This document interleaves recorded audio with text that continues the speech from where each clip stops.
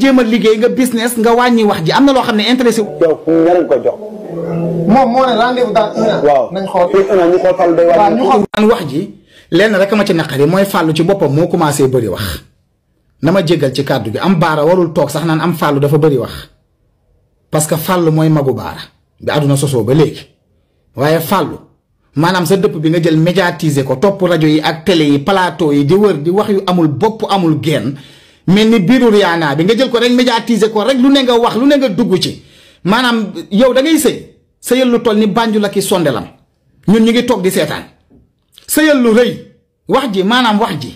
sama dëpp bi sama nii ba ma ko xamee ba ma ko lii mu bëggante mu toog ba weeru koor bi jeex ma ñam ko Fallou da ngay sëy yàlla def na ki ngay sëy bëgg na la xale bi rafet na macha allah seede yàlla sëyal te ba wax ji wàññil wax ji Fallou wàññil wax ji Sénégalais yi abonné yi ñu lay abonné nii Sénégalais dañuy abonné ba abonné sa kuñ xamul ñoom demal nga jéem a liggéey nga business nga wàññi wax ji am na loo xam ne intéressé wu